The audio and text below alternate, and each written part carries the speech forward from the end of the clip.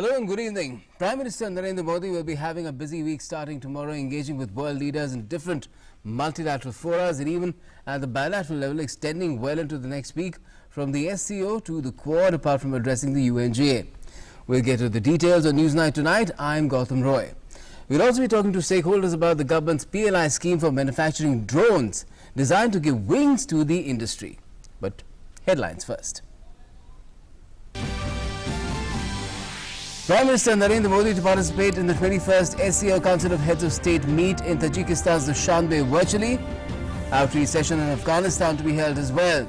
The MEA says that the PM will also hold bilateral talks with US President Joe Biden during his US visit, where he'll also be part of the first in-person Quad summit in Washington, D.C.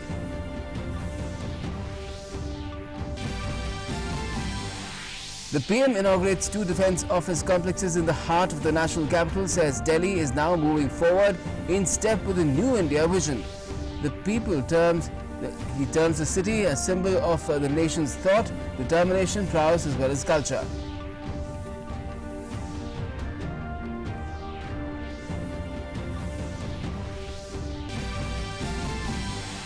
Union Civil Aviation Minister Jyotiraditya Scindia elaborates upon the key and exclusive features of the PLI scheme cleared by the Union Cabinet for drones on Wednesday.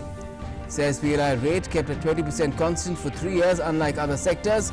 It will draw investments of 5,000 crore rupees over the next 3 years and generate 10,000 direct jobs.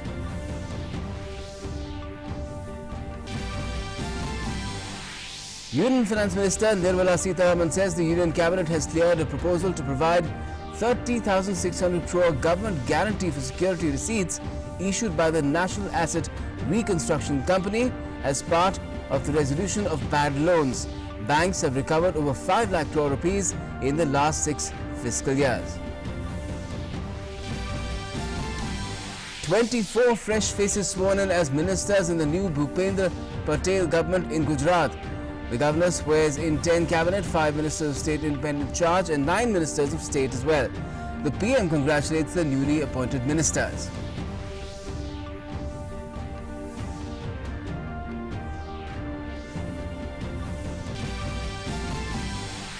Australia, Britain and the US announce a historic security pact in the Asia Pacific.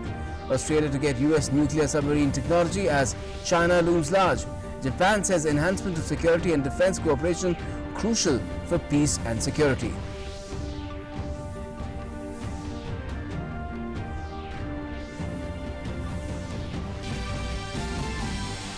North Korea's state-run TV airs the video of the country's test of a new railway-borne missile system. The missile launched on Wednesday flew 800 kilometers before striking a target in the sea off the North Korean east coast.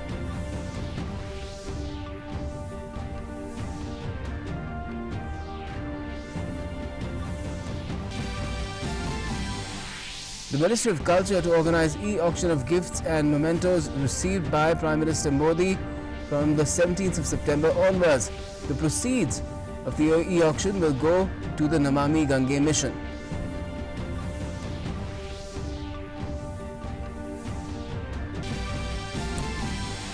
And Virat Kohli announces he will step down from the captaincy of India's T20 team after the format's World Cup starting next month.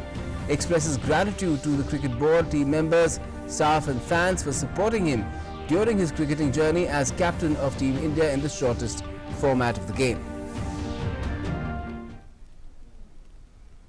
Now, Prime Minister Narendra Modi on Thursday inaugurated the defence office complexes at New Delhi's Kasturba Gandhi Marg and Africa Avenue in the presence of Union Ministers Rajnath Singh, Hardeep Singh Puri and Chief of Defence Staff General Bipin Rawat. The Prime Minister called it a big step towards the construction of a modern defence enclave in the capital.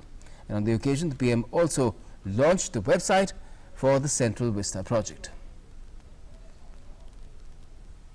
While inaugurating the Defence Office complexes at New Delhi's Kasturba Gandhi Marg and Africa Avenue, Prime Minister Narendra Modi described these complexes as the need and aspiration of New India and said that this complex is going to further strengthen the efforts to make the working of the forces more convenient, more effective. राजधानी के भवनों का जो पुरातन रंग रूप है, जो उसकी एक पहचान है, उसको बरकरार रखा गया है, उसको बनाए रखा गया है। भारत के कलाकारों की आकर्षक कलाकृतियों को, आत्मनिर्भर भारत के प्रतीकों को यहां के परिसरों में स्थान दिया गया है। यानी दिल्ली की जीवंतता और यहां के पर्यावरण को सुरक्षित रखते हुए हमारी सांस्कृतिक विविधता का आधुनिक स्वरूप यहां हर कोई अनुभव करेगा। Calling India the mother of democracy, the Prime Minister said that every country's capital reflects its collective identity, prowess, culture and resolve. आज जब हम ईज ऑफ लिविंग और ईज ऑफ डूइंग बिजनेस इस पर फोकस कर रहे हैं, तो इसमें आधुनिक इंफ्रास्ट्रक्चर की भी उतनी ही बड़ी भूमिका है। सेंट्रल विस्टा से जुड़ा जो काम आज हो रहा है, उसके मूल में यही भावना है। Lauding the efforts by Housing and Urban Affairs Ministry for completing the complex's work within a year, despite challenges posed by the COVID-19 pandemic, Defence Minister Rajnath Singh said that these complexes are built according to the requirements of the 21st century. The Defence Minister said that the commencement of the redevelopment of Central Vista with the National War Memorial shows the Prime Minister's vision and commitment towards the armed forces. Covid के challenges के बावजूद निर्धारित समय में माने 1 साल के अंदर ही यह पूरा हो गया। यह तो अभी एक शुरुआत मात्र है और सेंट्रल विस्टा के रीडेवलपमेंट की शुरुआत नेशनल वार मेमोरियल के साथ होना, मैं समझता हूं स्वयं इस प्रकार की आपकी दूरदर्शिता और हमारी सेनाओं के प्रति आपके कमिटमेंट को यह दर्शाता है। Minister of Housing and Urban Affairs Hardeep Singh Puri said that the new Defence Office complexes will now be able to accommodate around 7,000 officials from the Ministry of Defence and the Armed Forces, including the Army, Navy and the Air Force. ये हमारे लिए बहुत खुशी का मौका है कि 7,000 हमारे सेना के वायुसेना, सेना, आर्मी, नेवी, एयरफोर्स और बाकी जो सपोर्ट स्टाफ है 7,000 उनमें से हमारे जो भाई और बहन हैं उनको ये मॉडर्न फैसिलिटीज जो हैं यहाँ पे और कस्तूरबा मार्ग में मिलेंगी।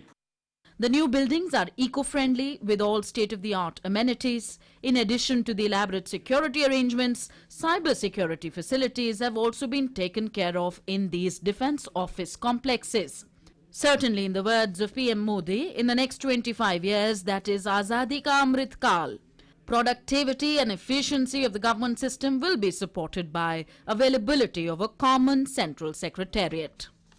Prime Minister Narendra Modi cited these two Ministry of Defence offices, the one at Kasturba Gandhi Marg and the other here at Africa Avenue, as an example of the working style of his government, a new work culture. Far from getting delayed, the work was completed in half the amount of time, and that too during the times of the pandemic, the second wave. Also, the construction was entirely environment friendly. Not a single tree was uprooted during the construction. With camera person SP Dubey in New Delhi, this is Nandita Dagar for DD News.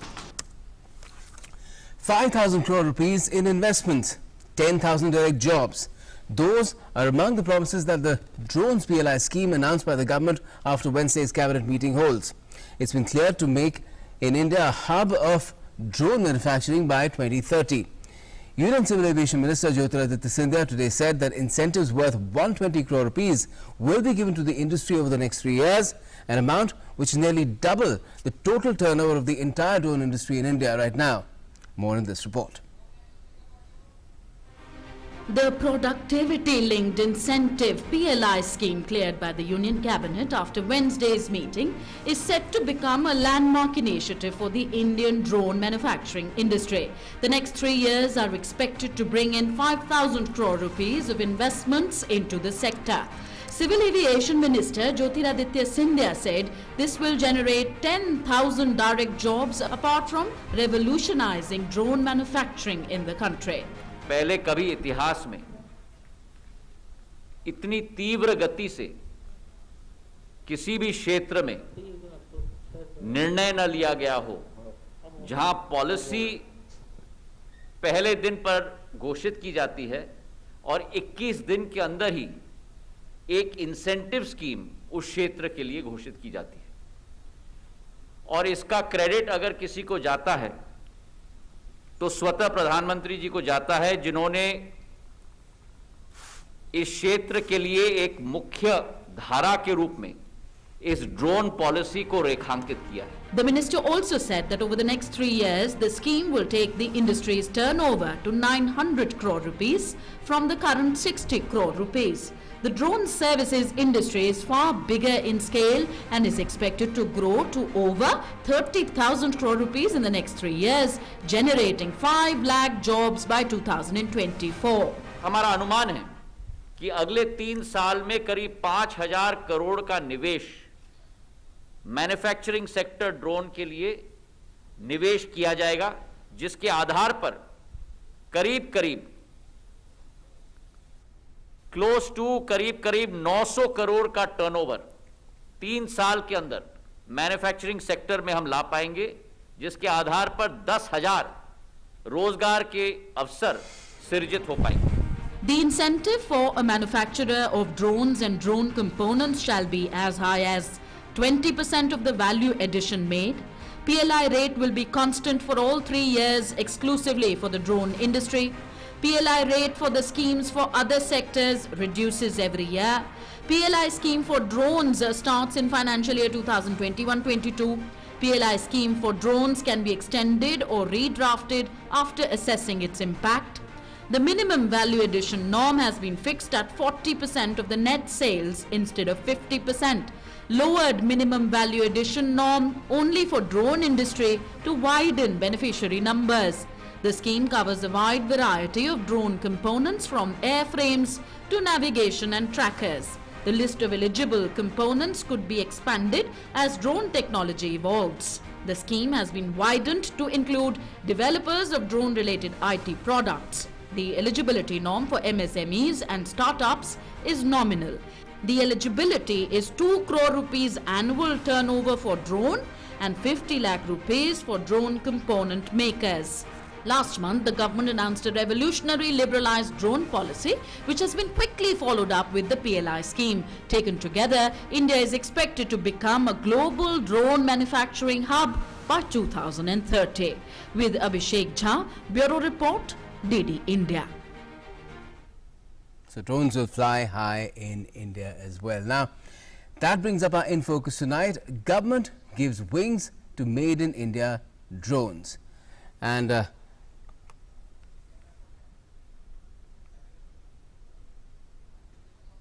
if we were to introduce you to our guests, well, they are Ankit Mehta, Co-Chairman FICCI Drones Committee and Co-Founder and CEO Idea Forge. We also have Vikram Singh, Founder and CEO Tech Eagle. Good evening to you both. Ankit Mehta, first tell us what are your first thoughts about this PLI scheme which has been followed so closely by the National Drone Policy as well of 2021. I think it's a great move, and at FICCI we have been trying to push inclusion of drones in the PLI scheme, particularly because this is a very unique scheme that also tries to include not just drones as a whole system but its components as well. Yes, We've even been software. trying to push for this. Even software, absolutely.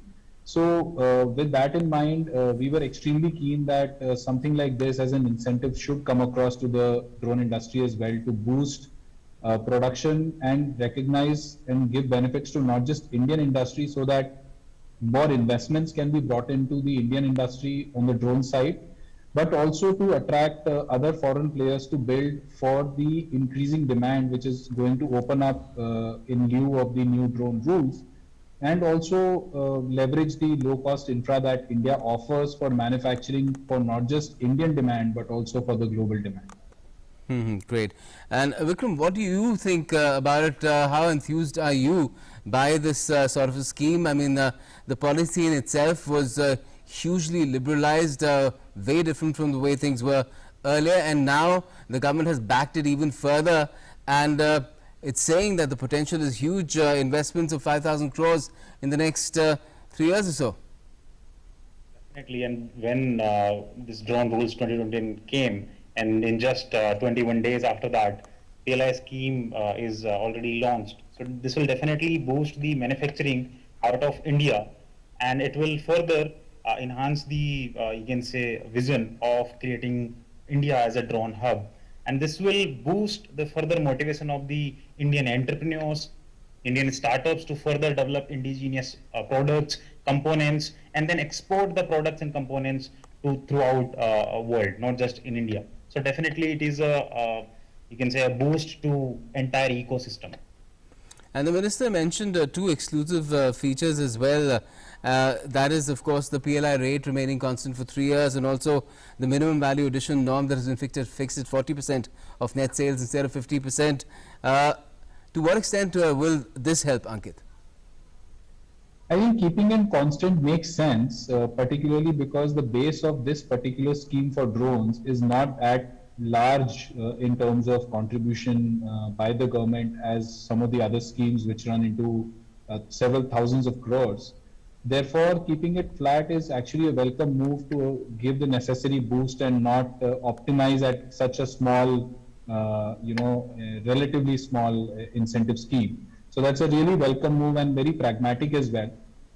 On top of that, the fact that the 40% value addition is also welcome, because when you look at drone components particularly, you will find that we need to get a really strong move on in that direction, and the way that strong move on will happen is to encourage people to come and start building them in India and progressively add greater value to that contribution moving forward. So I think both of them are really excellent opportunities for the drone industry to leverage and for people to come into India or build these technologies from India and get the show on the road as far as drone manufacturing is concerned. The ball is in our court now. And Vikram, what about the eligibility criteria, which has been, like the government said, has been kept at a nominal level? Do you think that will also ensure that more and more people really make the cut and then are able to take the benefit of the scheme? Definitely, yes. So, I mean, for MSMEs, it is being kept at 2 CR turnover, and for non-MSME, it is 4 crore. And for component level, startups and the manufacturers, which are now coming up, it has been kept only 50 lakh rupees. So definitely it is a welcome move, and it will give more and more benefits to wider area of the startups and manufacturers. Just draw a picture, Ankit, of the industry at the moment, the way things are, because it's 80 crores, some would say is very fledgling, very nascent, almost remains stunted for several years. And now the way it's projected to grow, a lot of scope for developing tech as well. So this dramatic difference within a very short span of time, is it completely possible? So let's understand where the industry is coming from. Till 2014, we did not have any regulations, and then in 2014, we first got a ban on operations by the private industry. And then in 2018, we had a regulation that we took really long time to try and operationalize, which was fair because the tech had to be built. Right. And then in 2021, we had a further challenging regulation that came up at the beginning of the year, which is what probably opened everyone's eyes that we're probably doing something which is not, perfect for the industry. And the entire industry's fortunes actually changed in a way, if you think about it, from the time when the pandemic began.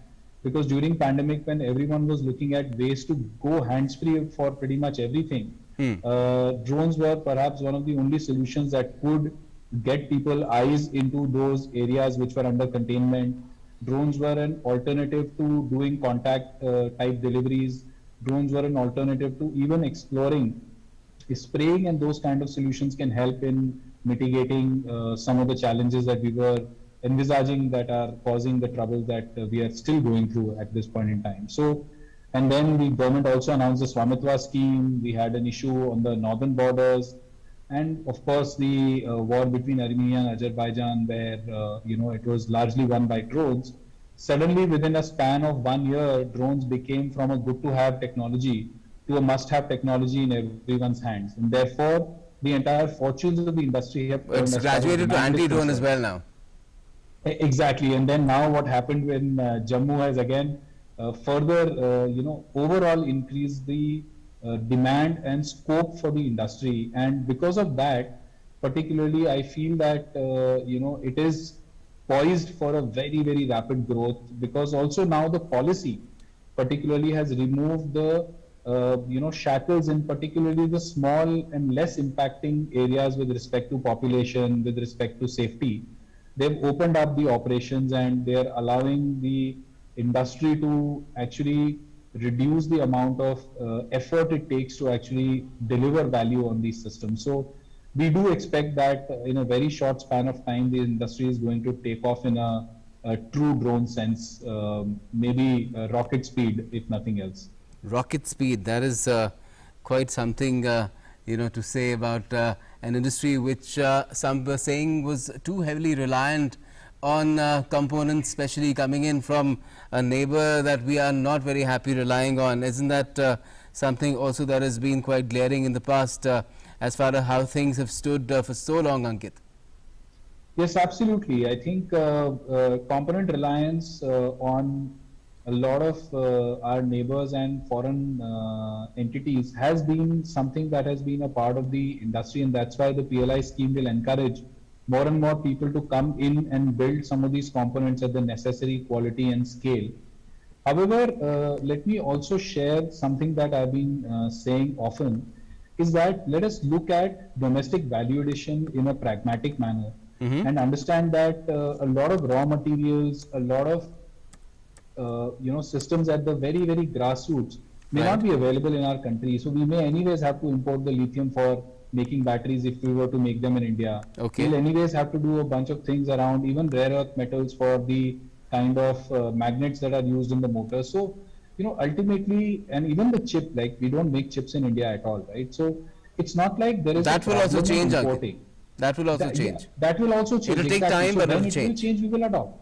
When it will change, we will adopt. But right now, we can focus on building technology, building IP, and we are doing that actually in our country. Recently, our own company bagged the National Intellectual Property Award for doing Congratulations. very, very high-end technology here. So I think we need to focus on that, and more value addition in India is what we should focus on, and continue to drive towards component manufacturing as well. Certainly, certainly. And how do you plan to take advantage of what has happened in these recent weeks as far as the entire drone ecosystem is concerned, how it's changing, Vikram, for your own company? Definitely. So even on 11th September, Honorable Minister of Civil Aviation launched medicine delivery in Telangana, Vikarabad, right? And we became the first company to deliver vaccines there. So from here on to taking it and delivering, and as well as manufacturing the entire from component level to the entire system, this will boost the manufacturing of our own indigenous products and solutions, and then further deploying them not just in India but outside India also. So Tech Eagle is taking advantage of now this PLI scheme will definitely be coming up in next 3 years. Slowly, we will be using this scheme as an incentive to further develop indigenous products. And as far as some of the components of the policy are concerned, Ankit, they are still to come into effect. And what else you think could give the industry like a beyond visual range kind of view of how things could really pan out for it, considering the various policy items or components that are still to become clear, such as some of the provisions for security like geofencing, etc. So I think these safety components were in a way part of the previous policy as well. If you think about the fact that we had already mentioned about NPNT in the previous policy, in the previous CAR as well, there was a mention of geofencing within NPNT as well as otherwise, and yes, the remote ID was also expected. So these safety components are essential, and these components will come into picture. Particularly, remote ID is an important function which is required for ensuring that we can deconflict aircrafts and make sure that we are aware of what is operating near us. And this will be something which might be applicable for all the zones, like both the green, yellow and red zone, all three. And NPNT also might come up because we need to get prior permissions for operating in yellow and red zones.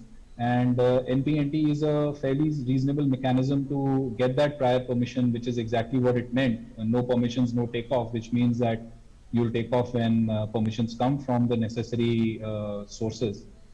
As well as geofencing is important to make sure that people who are not compliant with NPNT, they can remain in the green zones and ensure that everyone else is operating safely. So these things will happen, they will come, and they will make sure that, we move on to a more evidence-based regime where actual operations will first have to begin, which is what this scheme has enabled. And then progressively we will get into an environment where more and more tech will come in and it will make it safer, it will make it even more, seamless for operations on ground. Some of the things that are happening offline, paper-based, particularly in yellow zones in the short term, may happen offline or otherwise, may move on to being completely digital and seamless for everybody involved. So inbuilt compliance is great in my opinion, and it will happen in short term. And along with the manufacturing component, of course, there's the services component as well, which the Minister said has an even larger scope for employment and investment generation.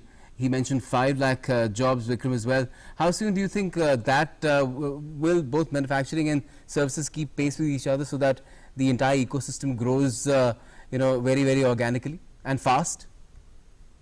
So I think this kind of a target set by, Minister definitely can be achieved in next 3 years. And even we are expecting more than that, that once we will start opening up the different, you can say, applications of drones, not only in the visual line of sight, but beyond visual line of sight also.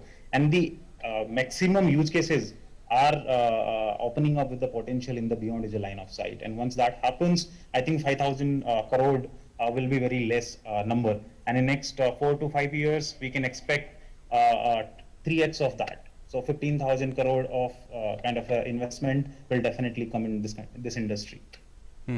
And it will also strengthen the country's defense capabilities, both externally as well as internally. Ankit, that is also something that will be helped along. We are using it to quite an extent already, as a lot of our police forces do use them for their everyday jobs, but there are more capabilities that can be certainly evolved.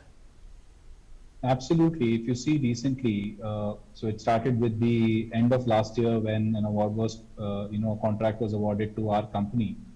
And you've seen recently several announcements being made, not just for drones, but also for counter drones. So, and for all indigenous production of these systems. So therefore, it is evident that the industry is going to start building not just the regular activities that you've seen our forces indulge in, but also go into a lot of these innovative solutions around delivery for high altitude areas, around swarming, for doing more interesting search and rescue and other kind of operations. So broadly, I would say that everyone's in the ecosystem woken up to the potential of drones, and that potential is going to see.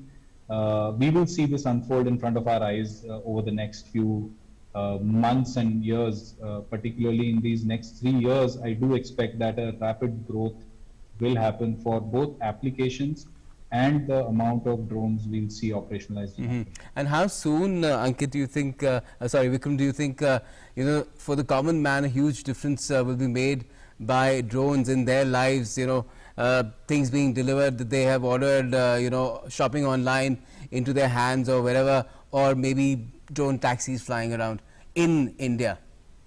Definitely. So in India, with this 11th September's launch of medicine delivery, so first thing, getting medicine delivered to the remote areas and to the hilly areas where saving lives is important. And that will be followed by the food delivery, e-commerce, parcels, and this can happen with the speed which we are going at in next 6 months to 1 year, definitely.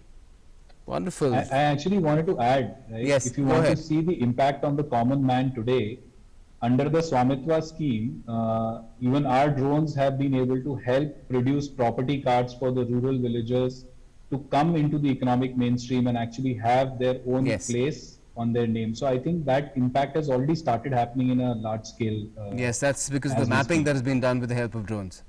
Exactly. Yes, thank you. I'm aware of that.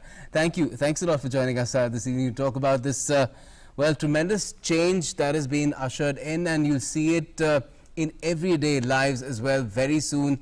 That's a very short time frame that drones will make a difference in everybody's lives. They've already started doing that, as our panelists pointed out, but there's much more in store, and all that is being unleashed with these two things that have been done, the policy itself and then the PLI scheme. Now, moving on, the 21st meeting of SCO, Council of Heads of State, or as we call it also SCO, will be held on Friday in Dushanbe in Tajikistan in the hybrid format. Prime Minister Modi will be leading the Indian delegation and addressing the plenary session of the summit through a video link. And at Dushanbe, India will be represented by External Affairs Minister Dr. S. Jaishankar. Now, in a statement, the External Affairs Minister has said that this is the first SCO meeting or summit being held in a hybrid format and the fourth summit that India will participate in as a full-fledged member of the SCO. This summit assumes significance as the organization is celebrating its 20th anniversary this year. At the summit, the leaders are expected to review the organization's activities over the past 2 decades and discuss the state and prospects of future cooperation. An outreach session on Afghanistan is also on the cards. This is the 20th anniversary of the SCO mechanism, the organization. This is also the fourth time that India is participating in this summit as a full member. I wanted to add that immediately after the summit, there will be what is called an outreach event or outreach session between the SCO members and what is called the Collective Security Treaty Organization, or the CSTO. And that outreach session on Afghanistan for the leaders. So that, of course, you can understand the importance that Afghanistan will be on focus. In addition, of course, as you said, there are a number of issues that interest us vis-a-vis the SCO, and we have put that out in our press release, including regional security, collaboration, connectivity, various issues. And the PM will also participate in the first in-person Quad Leaders Summit in Washington, D.C. on the 24th of September next week. Briefing media persons in Delhi on Thursday, External Affairs Ministry spokesperson said while in Washington, D.C., the PM will also have a bilateral meeting with U.S. President Joe Biden. He said on the 25th of September, that is the next day, the PM will address the general debate of the UN General Assembly at its 76th session in New York. So you would have seen our press release earlier this week about the Prime Minister's visit to the US. As mentioned there, he will participate in the first in-person Quad Leaders Summit in Washington on September 24th. On September 25th, he will address the UN general debate of the UN General Assembly at its 76th session. While Prime Minister is in Washington, he will also have a bilateral meeting with President Biden. We also look forward to bilateral meetings with other Quad leaders, time permitting, as well as bilateral meeting with some other leaders while he's in New York on September 25th. And we will keep you updated on as and when those meetings happen. We will be following that very closely in the course of the next few days. Now, Union Finance Minister Nirmala Sitharaman has said that the Union Cabinet has cleared a proposal to provide 30,600 crore rupees government guarantee for security receipts issued by the National Asset Reconstruction Company as part of the resolution of bad loans. Addressing a press conference in the National Capital on Thursday, the Finance Minister said that the government also addressed issues in the banking sector. The Cabinet has approved for the issue of Government of India guarantee up to 30,600 crores for the security receipts which will be issued by the NARCL, which is the National Asset Reconstruction Company Limited. You are aware that in the budget of 21-22, I had announced the intention of setting up an asset reconstruction company with also an asset management company so that we can consolidate and take over the existing stressed assets, the debts, and thereafter manage and dispose of them to buyers so that we can realize the value of these stressed assets. The finance minister also said that in the last 6 financial years, banks have recovered over 5 lakh crore rupees, that is 5,01,479 crore rupees, of which 3.1 lakh crore rupees have been recovered since March 2018. In the last 6 financial years, banks have recovered 5,01,479 crores in the last 6 years. Of this, 3.1 lakh crores have been recovered since March 2018. Since March 2018, 3.1 lakh crores have been recovered. The total I read out was 5 lakh odd. In 18-19 alone, a record of 1.2 lakh crores were recovered. Recoveries included even those which were recovered from so-called written off. So any mountain, no matter how tough and how high the peak may seem to be, can be surmounted. That's what this effort really tells us. Now, in view of the upcoming festive season, the Health Ministry on Thursday cautioned people to take special precautions to avoid getting infected due to COVID-19. Director General of ICMR, Balram Bhargav, said that as festivals are approaching, sudden increase in population density will create a conducive environment for the virus to spread. Preparedness for any eventuality was also in focus, especially oxygen plants. With the constant efforts of the government and Jan Bhagidari efforts, the COVID situation in the country is stabilizing, with the weekly positivity rate for the last 11 weeks being below 3%. Although the situation in Kerala has improved, but more than 1 lakh daily cases are still being reported from Kerala, the Health Ministry said. Further, 34 districts of the country have a positivity rate of more than 10%, while there are 32 districts where the positivity rate is between 5 and 10%. Overall जो positivity है वो लगातार decline कर रही है और जो weekly positivity है, साप्ताहिक पॉजिटिविटी, वो पिछले 11 सप्ताहों से लगातार 3% से नीचे बनी हुई है। कुल 34 जिले देश में ऐसे हैं जहां 10% से अधिक साप्ताहिक पॉजिटिविटी है। In order to boost the oxygen availability in the country, 3,631 PSA plants have been started in the country, which will provide 4,500 metric tons of medical oxygen. In view of the upcoming festive season, the Health Ministry cautioned people to take special precautions. Director General of ICMR, Balram Bhargav, said that as festivals are approaching, sudden increase in population density will create a conducive environment for virus spread. Hence, it becomes imperative that we all have to follow COVID-19 protocols strictly. If there is sudden increase in population density anywhere, the virus finds it very useful to propagate very well. So the call of the hour, therefore, is only 4 things I will mention. One is vaccine acceptance. Number 2, maintenance of COVID appropriate behavior.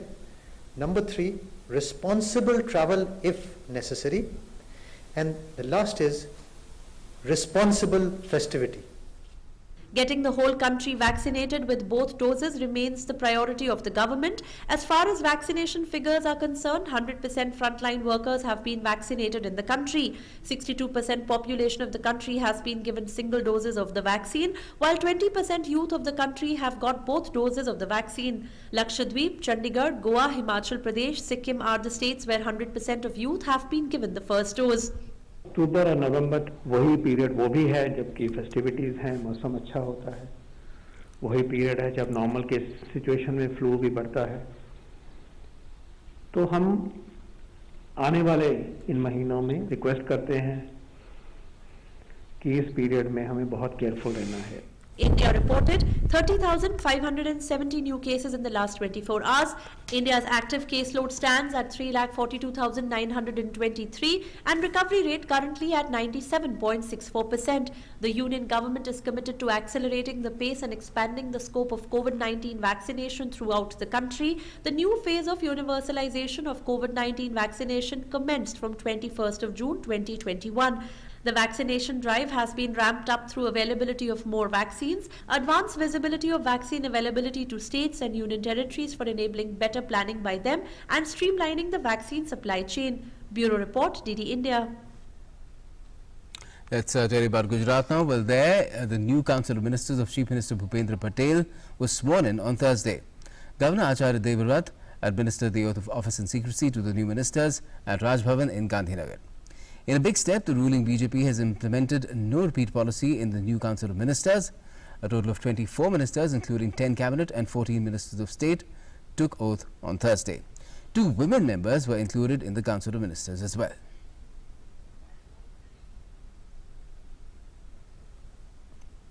With the Ministry of Culture, the Government of India is organizing e-auction of gifts and mementos received by Prime Minister Narendra Modi. The memorabilia includes sports gear and equipment of the medal-winning Olympians and Paralympians, replica of the Ayodhya Ram Mandir, Char Dham, Rudraksha Convention Centre, models, sculptures, paintings, Angavastras, among others.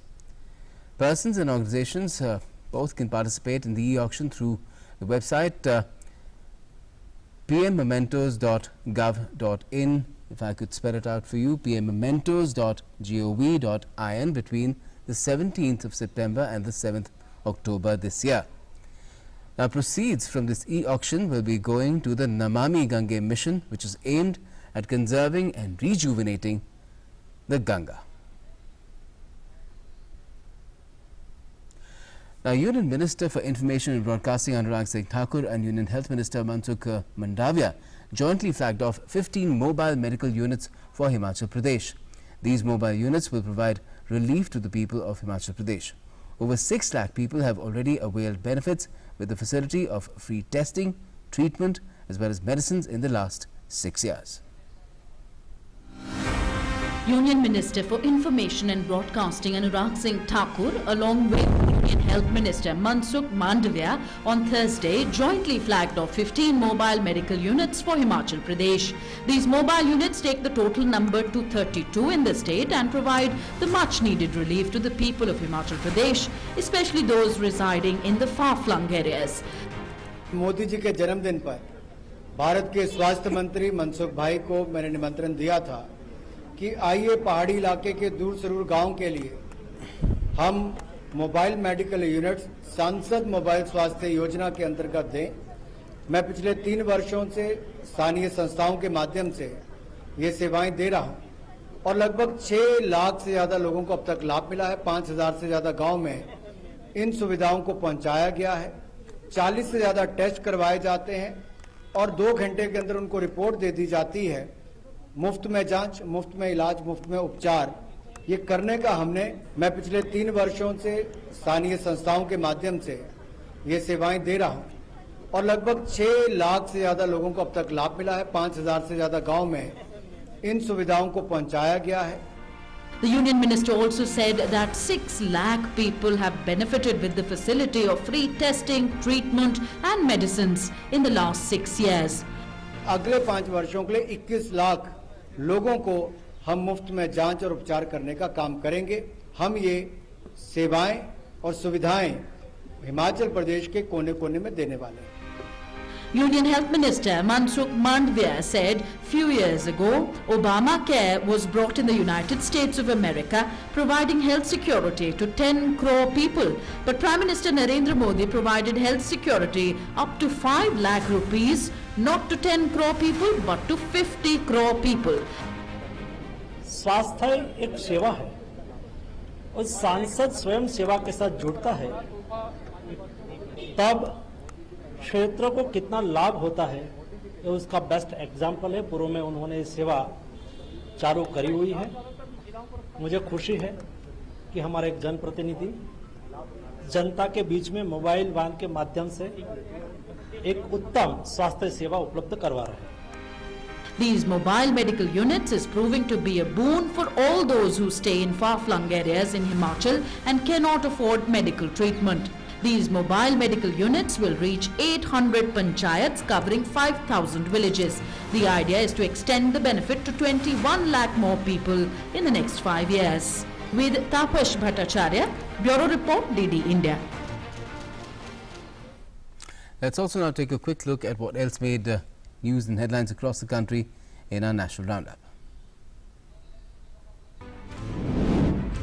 The Acquisition Wing of Ministry of Defence has promulgated a SOP to facilitate clarity in procedure to be followed by the buyer in respect of bank guarantees submitted by the bidders from international banks. This will facilitate timely conclusion of contracts and procurement of cases involving BGs from foreign banks. Union Minister for Road Transport and Highways Nitin Gadkari inspected the construction work of the 8-lane Delhi-Mumbai Expressway on Thursday to assess the status of the project and suggest improvement measures to the NHAI officials. This is the longest expressway in India. Gadkari said once operational, the expressway will help reduce traffic congestion and pollution level across Delhi and adjoining areas. Niti Aayog has launched a report on measures to ramp up urban planning capacity in India. The report, titled Reforms in Urban Planning Capacity in India, was released by Niti Aayog Vice Chairman Dr. Rajiv Kumar, CEO Shri Amitabh Kant and Special Secretary Dr. K. Rajeswara Rao. The report presents a condensed outcome of the extensive deliberations and consultations conducted over a period of 9 months. The Delhi High Court has sought CBI's reply on a plea by its official Abhishek Tiwari seeking a bail in connection with alleged leak of the probe agency's preliminary inquiry report in a corruption case against former Maharashtra Home Minister Anil Deshmukh. The court issued notice on the bail plea and listed the matter for further hearing on 27th of September. The National Investigation Agency officials reached Jagaddal to probe incidents of bombings outside BJP MP Arjun Singh's residence last week. 3 crude bombs were hauled outside the house of Arjun Singh despite security presence on the morning of 8th of September. Meanwhile, the centre issued an order giving the security responsibility of the leader to the CISF.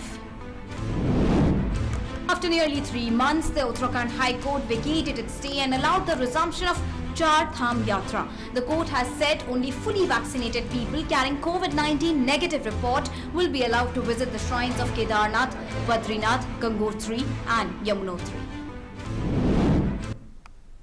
Let's turn to international news now, and the US, UK and Australia have come together in a newborn security trilateral called AUKUS. US President Joe Biden made the announcement along with his British and Australian counterparts virtually early this morning, saying it's needed to ensure peace and security in the Indo-Pacific over the long run.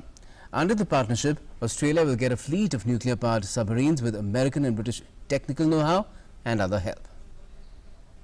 A historic security pact on the Asia-Pacific announced by UK, US and Australia, it is seen as an effort to counter China.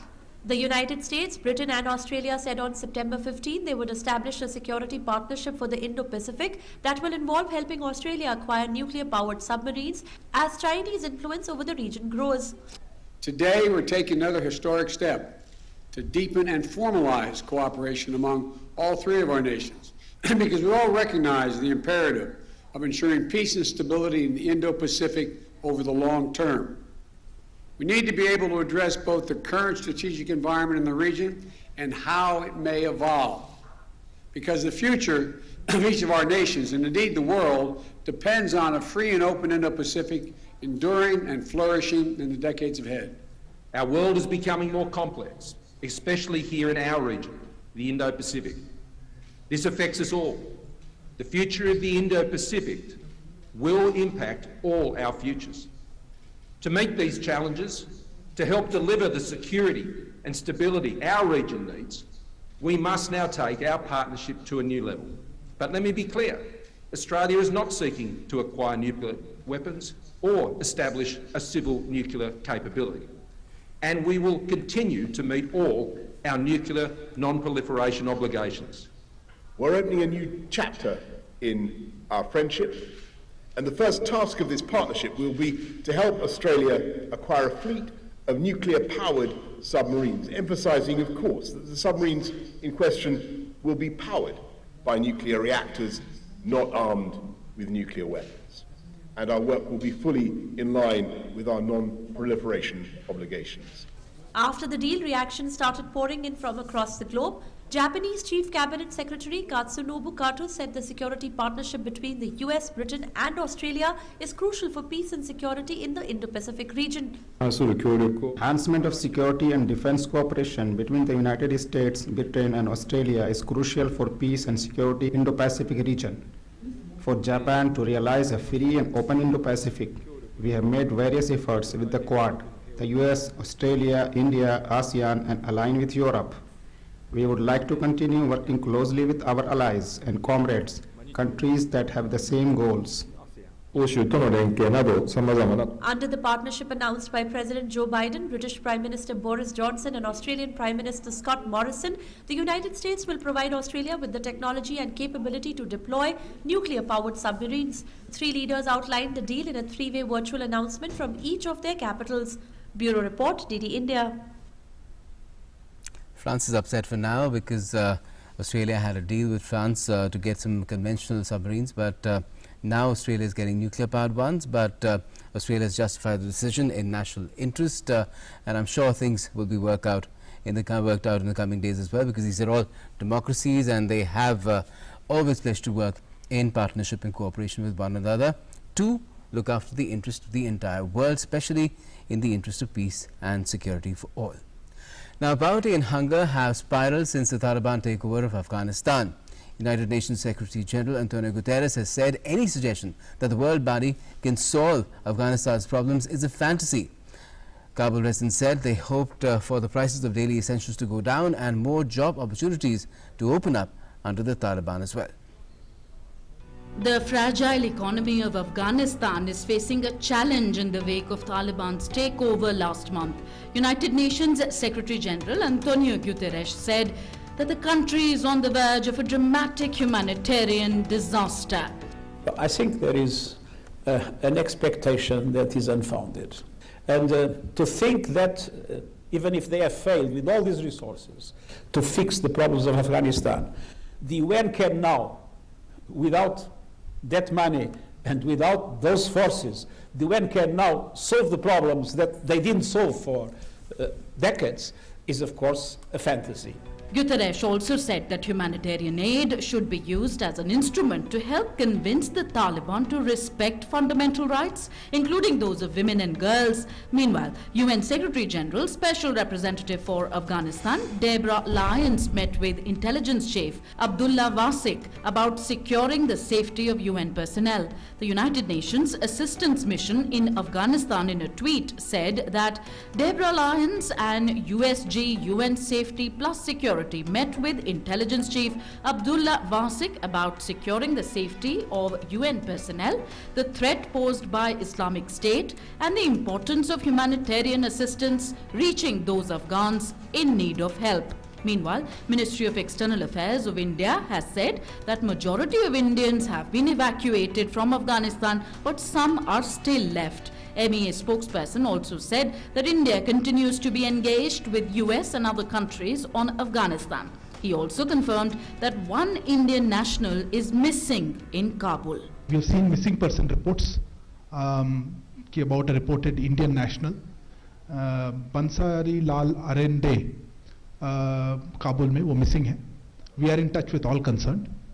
We have seen reports about local authorities undertaking investigation in this matter, and we'll continue to monitor the situation.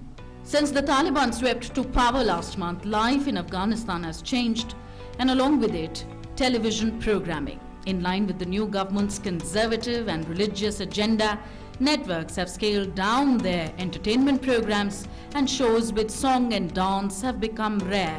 However, most shopkeepers said they had not received any restrictive orders from the government so far.